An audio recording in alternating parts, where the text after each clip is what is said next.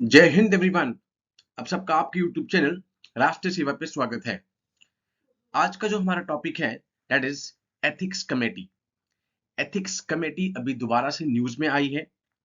Mahua Moitra matter goes to Lok Sabha ethics committee. दोनों houses में एक एथिक्स कमेटी है, लोकसभा में भी और राज्यसभा में भी। What it does and who all are in it, कौन कौन इसमें होते हैं, ये सब हम डिस्कस करेंगे। एंड क्या ये प्रोसीजर होता है यहाँ पे लोकसभा में एथिक्स कमेटी का, यह भी हम डिस्कस करेंगे। अब देख रहे हैं नीचे, Lok Sabha speaker Om Birla referring BJP MP Nishikant Dubey complaint, जिन्होंने की यहाँ पे कंप्लेंट की थी अगेंस्ट टीएमसी के MP Mahua Moitra to the house ethics committee. And पिछले 4-5 दिन से लगातार ये न्यूज में चल रहा है।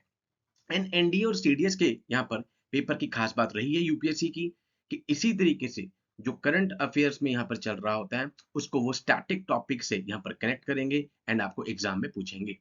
एंड पॉलिटी सबसे इजीएस्ट एग्जाम, सबसे इजीएस्ट यहाँ पर क्या कहते हैं सब्जेक्ट लगता है।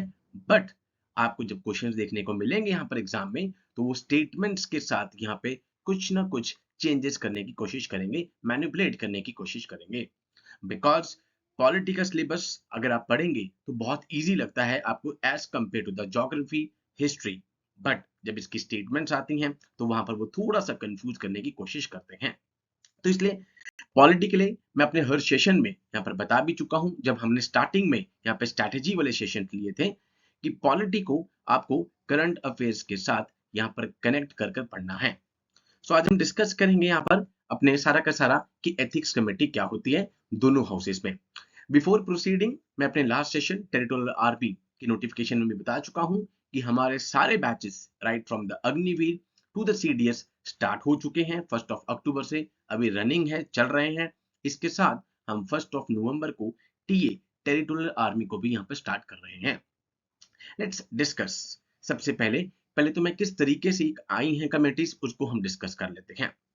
Ethics and morality have been a hallmark of the public life. किसी पब्लिक लाइफ का एथिक्स और मोरालिटी होनी बहुत जरूरी है। Since ancient time ethics and politics are inseparable. Inseparable हैं दोनों की दोनों चीजें। However, there is a general feeling that all is not well within the Indian political system. Indian political system में कुछ चीजें ठीक नहीं चल रही हैं जिस पे बहुत कंसर्न भी दिखाया गया है over the time, and such a situation does not augur well for the democracy. तो हम देखते हैं 1993 में जब करप्शन यहाँ पे एलिजेड चार्जेस लगते हैं इन्वॉल्विंग पॉलिटिशियंस के against and general perception of criminalisation of politics, धीरे धीरे जब पॉलिटिक्स में क्रिमिनलाइजेशन बढ़ी, गवर्नमेंट ने एक कमेटी यहाँ पर बनाई headed by the home secretary, उस टाइम के home secretary N Vohra.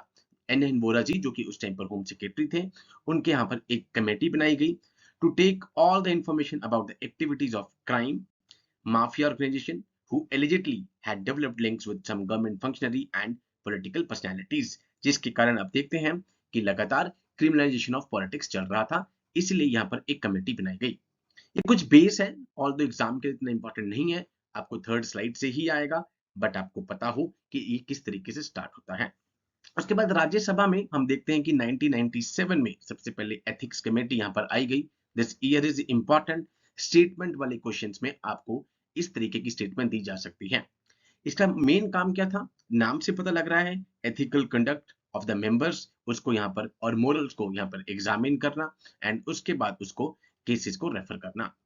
And ये कमेटी इनोग्रेट की गई थी बाय उस टाइम के वाइस प्रेसिडेंट जो थे और चेयरमैन थे राज्यसभा के R Narayan on May 30, 1997। Setting up of such committee was a significant event. Indian parliament democracy का एक बहुत बड़ा ये स्टेप था।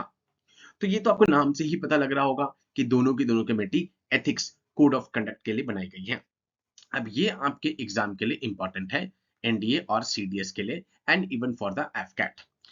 एथिक्स कमेटी लोकसभा जो कि 2000 में कॉन्स्टिट्यूट करी गई, जिसमें 15 मेंबर्स आते हैं जिनको कौन इस पे नॉमिनेट कर रहा है, स्पीकर। एंड उनकी टर्म कितनी हो रही है, 1 साल की टर्म होती है। सेम अगर हम राज्यसभा की बात करें तो 97 में ये कॉन्स्टिट्यूट करी गई। इसमें 10 मेंबर्स हैं इंक्लूडिंग चेयरमैन। आप सबको पता है वाइस प्रेसिडेंट जो होते हैं वो एक्स ऑफिशियो चेयरमैन होते हैं of the Rajya Sabha by virtue of its office, who are nominated by the chairman of the Rajya Sabha. Now इनकी भी टर्म 1 साल की है। जो चेयरमैन होगा इस कमेटी का, जनरली कौन होगा? फ्रॉम द लार्जेस्ट पार्टी, जो भी लार्जेस्ट पार्टी आएगी राज्यसभा में उससे होगा। उसके अलावा कौन से मेंबर्स होंगे? Deputy leaders, chief chips of their parties in the Rajya Sabha. तो ये कुछ लोकसभा और राज्यसभा की कॉम्पोजिशन है इस कमेटी की, जो आपके एग्जाम के लिए इंपॉर्टेंट है। अब बेसिकली इसका काम क्या है? अभी आप देख रहे हैं कि जो ये केस चल रहा है लेटेस्ट अभी, ठीक है, इसमें हम केस में नहीं जाएंगे because that is a part of the politics, ठीक है, पर हम उससे रिलेटेड जो हमारे एग्जाम के लिए है वो हम डिस्कस कर लेते हैं।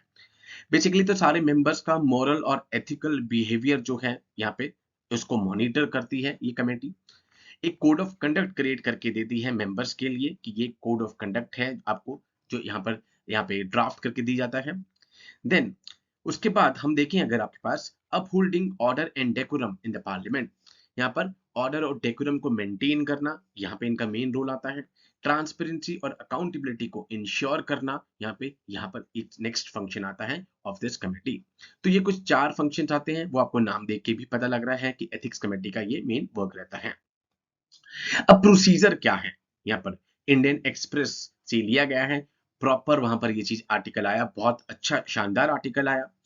एनी पर्सन और मेंबर, एंड मैं लास्ट में आपको इसका एक डिफरेंस भी बताऊंगा यहाँ पे किस तरीके से ये दूसरे मोशन से अलग है। यहाँ पे एनी पर्सन और मेंबर, यहाँ पर एनी पर्सन और member may make a complaint relating to unethical conduct of a member of the Lok Sabha. कोई भी पर्सन या फिर मेंबर यहाँ पे कंप्लेंट यहाँ पर रेज कर सकता है regarding the unethical conduct, number 1। Number 2, अगर जो कंप्लेंट है is made by any person, it has to be forwarded by a member. यहाँ पे अगर किसी और पर्सन की है तो यहाँ पे वो मेंबर के थ्रू फॉरवर्ड की जाएगी। On a matter being referred to the committee, a preliminary required inquiry shall be conducted by the committee। जैसे ही ये मैटर जाएगा उसके बाद एक प्रीलिम इंक्वायरी कंडक्ट की जाएगी कमेटी के through. If the committee after an inquiry is of opinion that there is no prima facie case at the first instance, prima facie की कोई भी ऐसा केस नहीं है, तब क्या करेगी committee? It may recommend that matter may dropped and the chairperson shall intimate the speaker accordingly. उस मैटर को ड्रॉप कर दिया जाएगा एंड वो स्पीकर को बता दिया जाएगा कि ऐसा कुछ भी नहीं है। बट अगर यहां पर वो केस हुआ, प्राइमा फेसिया वो केस होता है, तो वो कमेटी इस मैटर को फर्दर एग्जामिनेशन की तरफ लेकर जाएगी और जो रिकमेंडेशन होगी इस कमेटी की वो एक रिपोर्ट की फॉर्म में आएगी। जो रिपोर्ट एक स्पीकर को यहाँ पे दी जाएगी। एट प्रेजेंट ओम बिरला जी हैं यहाँ पे कोटा से, जो कि एमपी हैं, जो कि who may direct the report be laid down on the table of the house के आगे उस रिपोर्ट को वो रख देंगे। उसके बाद the report of the committee may also state that the procedure to be followed in giving effect to the recommendation made by the committee। Committee ने जो जो रिकमेंडेशन दी है उसको किस तरीके से इफेक्ट देना है वो सब भी यहाँ पे क्या प्रोसीजर होगा वो यहाँ पर कमेटी बता देती है उस रिपोर्ट के अंदर। तो आप देख रहे हैं 2 केस आ रहे हैं। प्राइमा फेसिया अगर वो है तो यहाँ पर वो फर्दर रिपोर्ट की फॉर्म में यहाँ पर टेबल्ड होगी, अगर नहीं है तो ड्रॉप डाउन हो जाएगी एंड यहाँ पर स्पीकर को बता दिया जाएगा अकॉर्डिंगली। नाउ प्रिविलेज कमेटी से कैसे ये अलग है? यहाँ पे यही आपसे क्वेश्चन पूछा जा सकता है। यहाँ पे इंडियन एक्सप्रेस में जब ये आर्टिकल आया तो उन्होंने लास्ट में इसका डिफरेंस दे रखा है, बहुत शानदार डिफरेंस है ये आपको। इवन अगर आप लक्ष्मीकांत भी पढ़ रहे हैं तो उसमें भी यहाँ पर ये मेंशन नहीं है। आचार्य said that the work of the ethics committee and the privilege committee often overlap। हमें बार बार लगता है कि दोनों की दोनों का काम सेम है। A corruption allegation against an MP can be sent to either body as it involves acquisition of serious breach of privilege, contempt of the court। कोई भी करप्शन एलिगेशन किसी के खिलाफ लगाए गए हैं तो क्वाइट ऑब्वियस है ब्रीच ऑफ प्रिविलेज हो रहा है और कंटेम्प्ट ऑफ द कोर्ट हो रहा है। यहाँ पे जो कमेटी ऑफ प्रिविलेजेस है इसका मेन काम क्या है कि फ्रीडम, अथॉरिटी और डिग्निटी पार्लियामेंट की इस सबको सेफगार्ड देना। पार्लियामेंट की जो फ्रीडम है, अथॉरिटी है, डिग्निटी है, इन सबको यहाँ पर क्या करना? सेफगार्ड देना। These privileges are enjoyed by the individual member as well as the house as a collective। पूरा हाउस कलेक्टिवली इसको एंजॉय करता है और इंडिविजुअल मेंबर भी। तो सर डिफरेंस क्या है? Let's discuss. Thus, while MPs can be examined for the breach of privilege on corruption charges, a person who is not an MP, जो MP नहीं है, can also be accused of breach of privilege for the actions that attack the authority and dignity of the house। But ये है privilege committee में। In case of ethics committee however only an MP can be examined. अब मैं आपको इसको और एक छोटी सी आराम से सिंपल लैंग्वेज में बताता हूँ।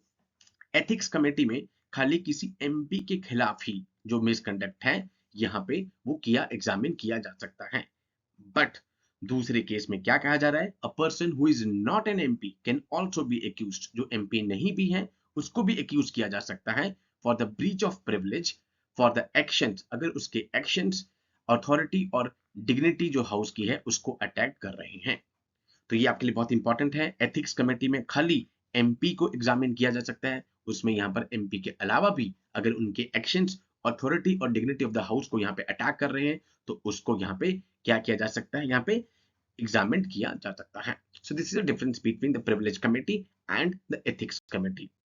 अब ये क्योंकि करंट अफेयर्स में चल रहा है ये न्यूज, तो आपसे बिकॉज आपने देखा भी था 2 साल पहले यूपीएससी में जब यहाँ पे शाहरुख खान के उनके लड़के का यहाँ पे सन का केस चल रहा था, तो यहाँ पे उन्होंने डायरेक्टली पूछ लिया था पुलिस कस्टडी और जुडिशियल कस्टडी के बीच में डिफरेंस, बिकॉज करंट अफेयर्स में चल रहा था। ऑन द सेम लाइंस यहाँ पे आपसे ये पूछा जा सकता है कि एथिक्स कमेटी लोकसभा की, राज्यसभा की कब कॉन्स्टिट्यूट हुई, चेयरमैन कैसे अपॉइंट होता है, कितने मेंबर्स होते हैं यहाँ पे, ठीक है। तो स्टेटमेंट वाइज क्वेश्चन आपसे पूछा जा सकता है। और तो प्रोसीजर आपसे नहीं पूछा जाएगा कि क्या प्रोसीजर होता है, बट जो मैंने लास्ट में आपको बताया प्रिविलेज कमेटी के बीच में डिफरेंस कि उसमें खाली एमपी ही कवर होता है एथिक्स कमेटी में, और प्रिविलेज कमेटी में कोई और भी हो सकता है अगर उसके एक्शन डिग्निटी ऑफ पार्लियामेंट को इफेक्ट कर रहे हैं। तो यहाँ पे इन दोनों का डिफरेंस आपसे पूछा जा सकता है। आई होप आपको आज का सेशन अच्छे से समझ में आ गया होगा। जो भी करंट अफेयर्स के इश्यूज चल रहे होते हैं और मुझे लगता है कि हमारे एग्जाम के लिए बहुत इंपॉर्टेंट है, वो सारे हम डिस्कस कर रहे हैं। एंड हार्डली 1 या 2 दिन में हम अक्टूबर के पहले 15 दिन के करंट अफेयर्स को भी डिस्कस कर लेंगे। So with these words I conclude my today session. जय हिंद टू ऑल, टेक केयर।